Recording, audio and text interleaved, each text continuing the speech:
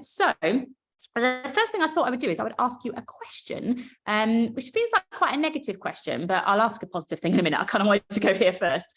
Let me know in chat, the team that you are in today, whether you are the leader or a learner within that team, what do you think is the biggest issue, challenge, problem, call it what you will, basically what's not working with your ways of working? Like, give me a bit of a sense in chat.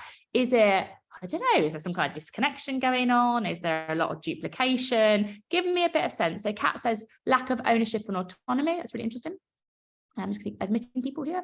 Everyone working hard, but not to the same goal. That's interesting, Francis. No transparency. Reg, I think one of the biggest benefits of what we are going to talk about today is transparency. And that's actually a lot of the companies that we've looked at, they are openly sharing their ways of working. So it is not only transparent within the company, it's also sort of transparent outside of it. I found that really interesting. And they're not saying we've got this right.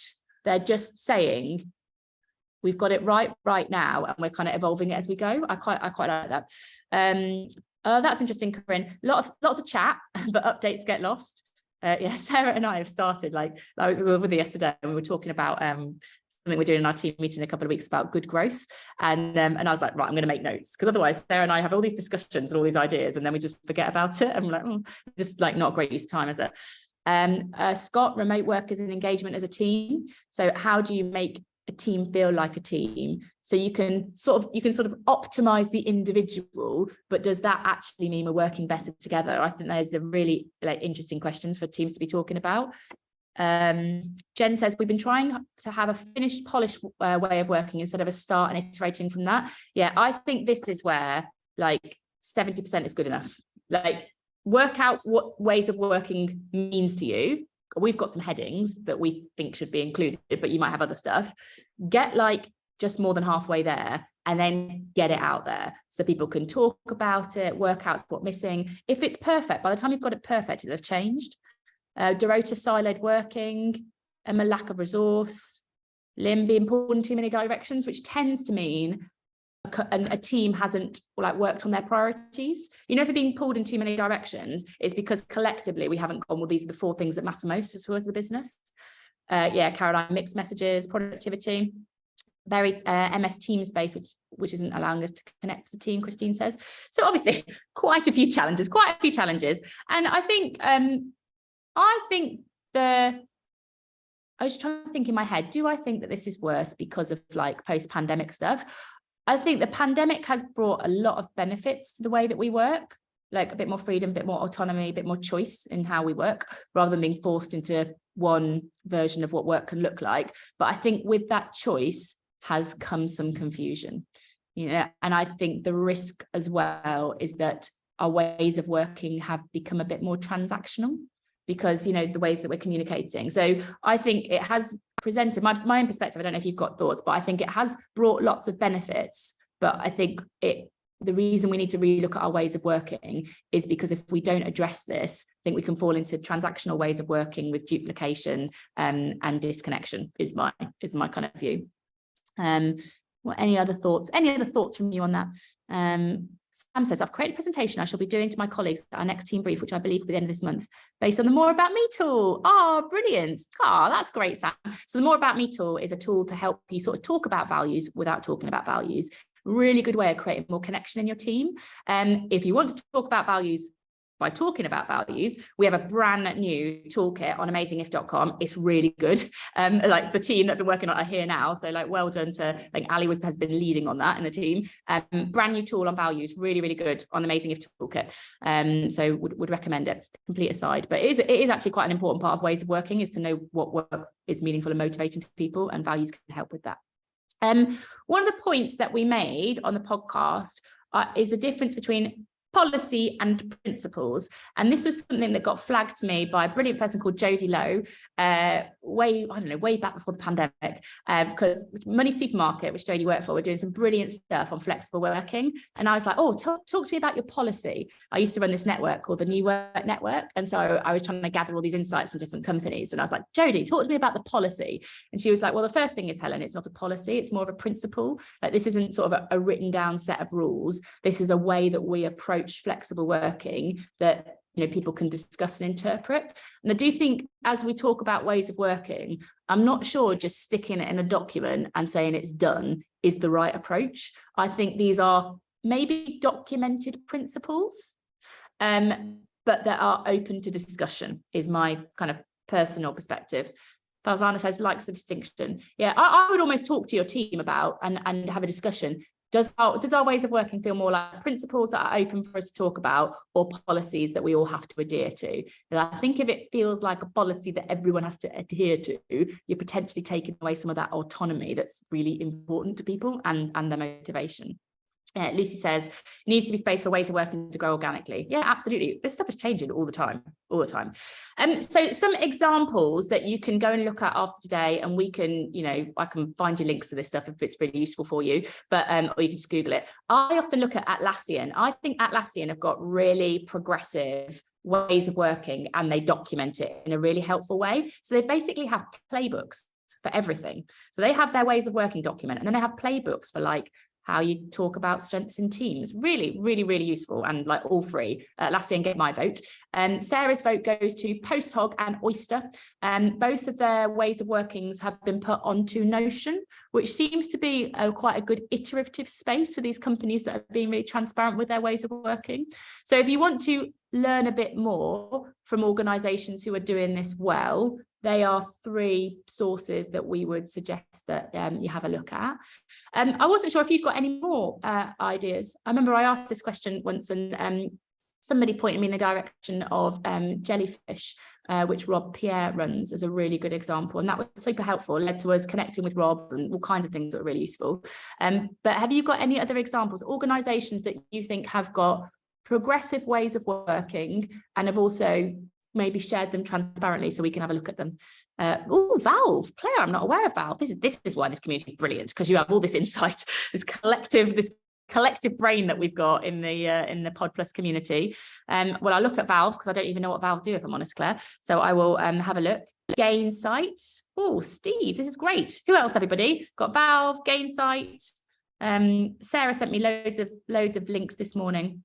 I can Valve. Okay, they're a game developer platform. We'll definitely have a look. Interesting, quite a lot of these companies are tech companies. That's what when I was looking at these, so much of the tech and software, I was like, why does it need to be tech and software all the time? That's nice, Claudia. Thank you. We take recruitment really seriously, like really seriously. Any other examples, everybody? Let us know. You can feel free to keep popping them in, because it's quite useful for everybody to look up after today. If I've got time and if it's helpful, right at the end, I can put the links to these ones here up for you, if that's useful for you. So in terms of stuff for us to talk about today, what was I going to go to? Oh yes, 3 things that I thought were important. So the first thing that we talked about on the podcast is the importance of roles and responsibilities.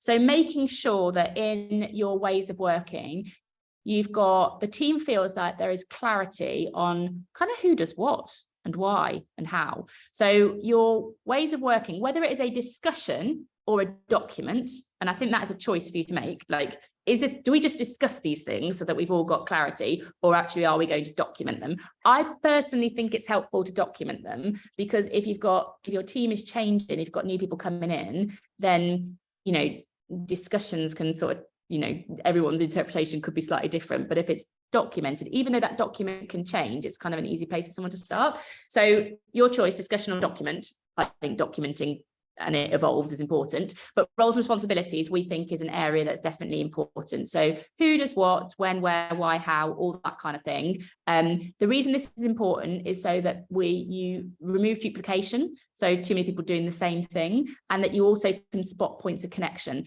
So rather than the siloed working, we can say, well, how are our roles better together, rather than these are just lots of independent people. So roles and responsibilities, area number 1. Area number 2 we talked about was tools and tech.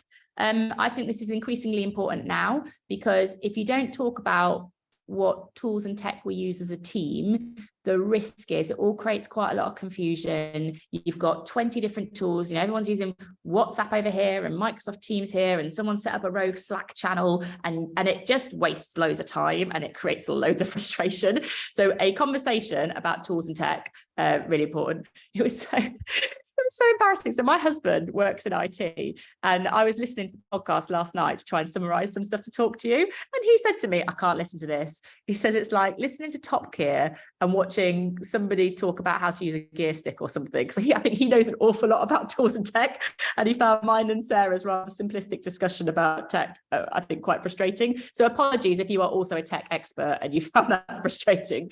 But we do think having a discussion about tools and tech is important. And then the third area is all about your rhythms and rituals. And I think this is about what makes a team feel distinct and different. And a distinct and different team is one that I think is important for people to have a sense of connection and belonging to. And it's also what makes it attractive for other people to join as well.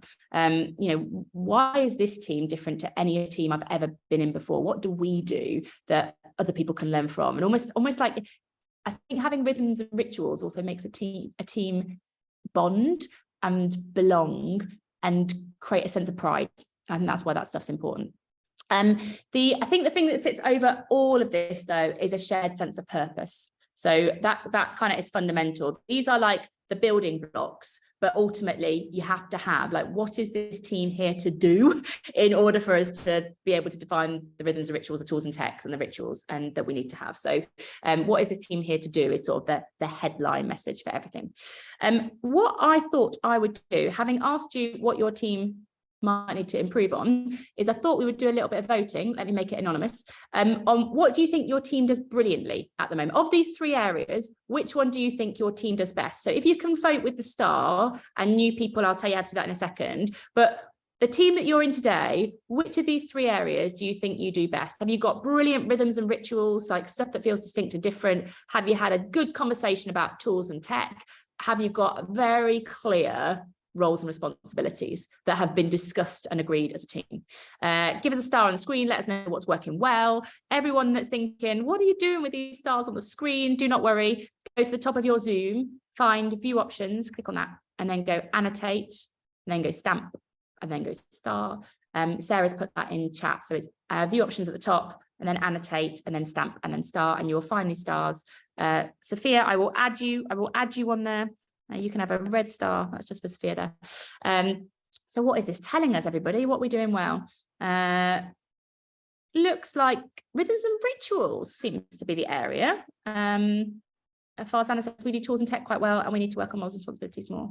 I'd love to learn about how more to go. Well, Francesca, I will share some stuff with you. But obviously, across this group here, we are doing some stuff well, which is brilliant, which means that there's more we can share together. So I thought I would summarize some of the things that we think work well in these areas, but wherever you've put your star, if you've got something extra to add when we come to that area, please share it in chat, because as we always say, like, we are not the guru of good career advice. There is lots of insight that you've got that we can all borrow a bit of brilliance from as well. So let's get on to roles and responsibilities first. I'm just going to remove your stars and lines and all that great stuff. All good. And let's get on to the first area.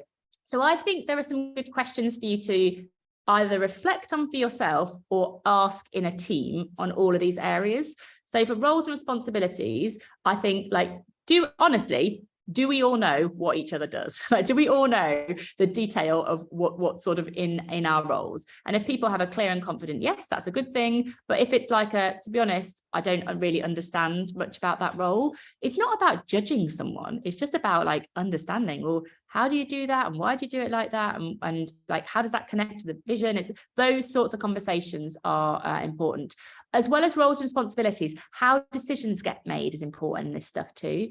People feeling like they understand how decisions are made.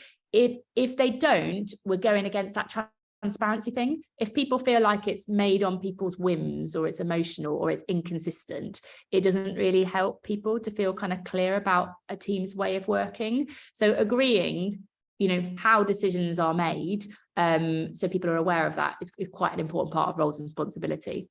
Lauren says we're still a really new team, so we don't all know what we do, which is fine, Lauren, because you might do like what our roles look like now is. So we're not saying this is a fixed job description. And to be honest, most job descriptions, like, you apply for a job and then it looks different in 6 months anyway. So most, even in like existing teams, most jobs like evolve and change. But just saying like, my top 3 priorities the sort of top three responsibilities in my role are, might be quite a useful discussion for people to have with each other. It's a really good exercise that I've stolen from Atlassian that I'll show you in a minute, which I think is interesting. We didn't talk about on the podcast, but in my Atlassian stalking, I found it out and I was like, oh, that'd be fun. So the one that we did talk about as a way of doing this is a RACI matrix, kind of stolen from project management. So you could do, for how decisions get made, you could sort of write down here either responsibilities of the role or like decisions that need to be made in the business. And then you could have the roles in the team here. And then RACI, responsible, accountable, consulted, and informed. I don't love the RACI language, like responsible, accountable, consulted, and informed. It just feels a bit formal. If we were going to, we don't use this in Amazing If, it feels a bit too formal for us, but I have seen it work really well in projects. And maybe if you've got slightly more formal organization, RACI might work quite well. Or you could take your own language. Like, I think if we were going to do this, we would change the language of RACI. We might not have such a neat acronym, but I think we would have language that felt a bit more human than this. But DICE is an alternative to RACI. Kat, educate us on DICE. Decision, inform. So, we can make it up. Decision and rapid. Yeah, so there's also the rapid one. So there's a few of these models kind of getting at the same thing. It is a way of going, like, what are the decisions that we're making, or what are the things that we're working on? And across the team, basically, let's create some clarity about what each person's sort of role is in the context of that. And as a group, it's transparent. We've collectively agreed it, all that kind of stuff. Thanks, Kat. Question mark. What's Mocha? Kate says Mocha.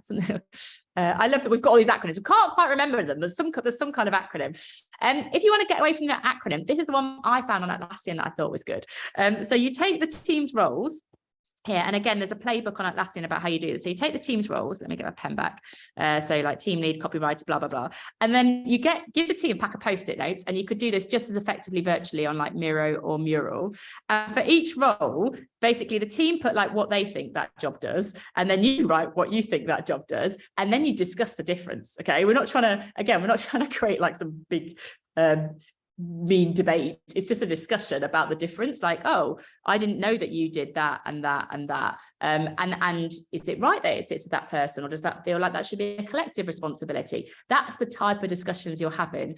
But I thought it'd be really interesting just to see the difference. If you want to dive into that a bit more, it is on just Google Atlassian Roles and Responsibilities Playbook, and you'll find it. And there are also some templates if you want to kind of do it in a more of a spreadsheety kind of way.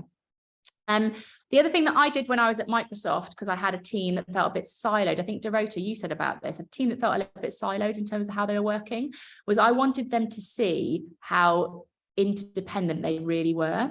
And so you take everyone in the team. So for example, this is like Amazing If and some of the people kind of around Amazing If team, and you sort of join the points of connection. So I would be like, okay, well, I'm, if this is Sarah D, for example, I'd be like, okay, well, everything that I do in my diary, and if I'm trying to get kind of operational stuff done, we have really close links here. If if Lucy's trying to put client work in here, and you basically start to see how everybody is connected to each other. And what's really interesting is to see people who might be a little bit out. You might be like, oh, that person's only got one point of connection. I wonder whether they're feeling a bit isolated at the moment. You also start to see where people have got loads and loads of points of connection, and you think, oh, I wonder whether that person's feeling a bit overwhelmed. Like, how do we make sure that person isn't a bottleneck, for example? It's a very good way of visualizing the interdependency between people and just discussing whether that's working for us or not working for us. And it just gives you a different way of looking at this particular thing on roles and responsibilities. Oh, you've done it too, Lauren. Interesting. Yeah, and again, you can do it, but I've done this in the room. Like, I've got a massive whiteboard and I've got people drawing lines all over the place. And basically it looked a bit of a mess, but that was the point. So I had a team that thought they were very siloed. And when they saw the points of connection, it was like, we're not siloed at all. We actually just need to discuss these points of connection and whether they're working for us well. That's the point of this exercise. So, they're all getting at the same thing. They're a bridge to you talking about roles and responsibilities, basically. Any builds, everybody? Nicola's given us a great, this is a chat that I'm definitely going to be saving. Nicola's given us a great R&R document from Trainual. I love it when people name companies and they just stick like a UL or an X on the end. Amazing If X, Amazing If UL. that kind of thing. There is another way you can do that. You can do a dinner plate exercise where you lay out all the responsibilities and then you pick up the things you think are yours, and the ones in the middle are left the responsibilities that are being missed. Love it, Lawrence, brilliant. So on to tools and tech. The question that I would ask the team or reflect on is, how does tech help us to do better work together? So what we're really thinking about here is sort of together tech. There's a whole world of tech, right, that we all might like to use, but we're trying to really think here for our ways of working. What is our together tech? Now, I don't think that means that we should not explore what you use. So you might be like, what is the tech that is meaningful to me? But what you also want to discuss is what do we need to use? So I think there's two sides to tech. I still think there is a useful discussion to be had in what tech is meaningful to me, because I might say one of the pieces of tech that's meaningful to me, I think I mentioned this last week, was Otter.ai, because I find it really useful for capturing my thoughts in between meetings. That is not together tech, so we do not use that as a team, but somebody in the team might think, oh, I didn't know about that tech, that might be useful for me too. So I still think it is important for you to talk about what tech is meaningful to me, but the real focus here is what tech helps us to be better together and what tech hinders us from being better together. So for example, as a team, we've had a discussion about like what goes on Microsoft Teams versus what goes on WhatsApp. And really important, we used to put loads on WhatsApp, really hard to find, interferes in people's personal lives, all that kind of stuff.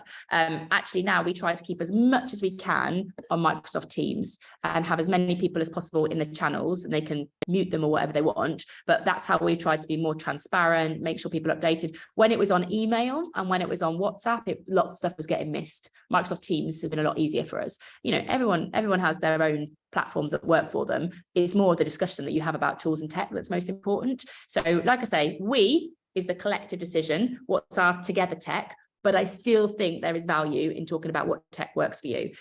Slightly biased because I love tech and I love hearing about people's tools. Sarah hates tech, but I think it's a useful conversation. Claudia's saying, people that use Teams and Slack, which one do you prefer? I have used both. My vote is for Teams, but I'm obviously a bit of a Microsoftie, so I might be a bit biased in that stuff. On to rhythms and rituals with 3 minutes to go. Important discussions for you to have as a team, and again, maybe personal reflections. What are the meetings and moments that matter the most? Like, we all have loads of meetings and moments, right? But which ones actually, if you were to get rid of half of them, which ones would you want to keep? And then could you still get rid of the other half? I mean, wouldn't that be magical? If we kind of go, which ones would you keep? Like, why don't we kill the other ones? And then also, what are the things that you do that make you uniquely you as a team, that other people maybe don't do, that other people could learn from, but make you feel like you kind of bond and belong as a team? I think it is interesting to see people's different answers to those questions. So the stuff that we do, and I'd love to add other things. So this one was taken from Microsoft. I think it's a really interesting one. Rhythm of the business. So Microsoft, big organization, loads of meetings everywhere. It really helped us be able to zoom out and see the rhythm of the business. So Microsoft had these quarterly business reviews, the QBR. I can't remember all the acronyms now. It's full of acronyms. But basically, when I joined that business, my manager, Rob, got on a whiteboard and he drew out the rhythm of the business for me. And it suddenly made everything make sense. It meant that I could zoom out from all these meetings that were in my diary and I could see how everything connected to each other.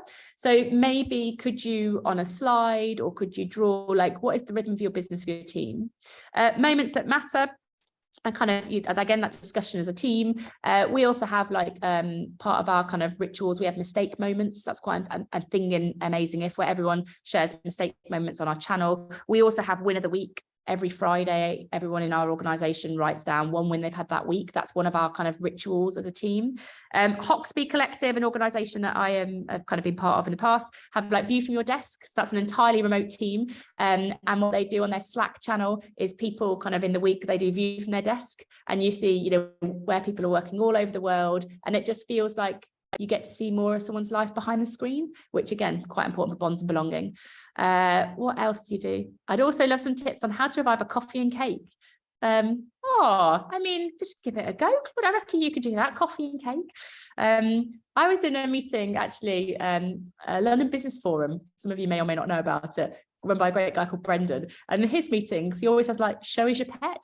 I was like, I thought this is going to be really random. Actually, it was a really nice moment. Like someone held up a tortoise, people were cuddling their cats. It was like, oh, this is quite human. You know what I said about work being quite transactional? I think these things are like the humanizing parts of it all. So what is meaningful and uniquely you as a team?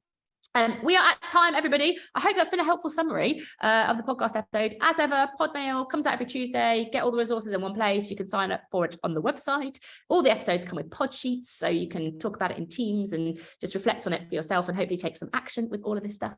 And next week, we will be back with our episode on the women whose work has influenced our development, hopefully to add lots of insights from you as well to that long list of brilliant women and brilliant work. But I'm going to save this chat now. If you want to save this, you just go to the 3 dots in the chat, save chat, because I want all of your brilliant recommendations and links. I'm going to look at that later, but I will leave you to the rest of your week and be back with you all very soon. Take care, everybody. Bye for now.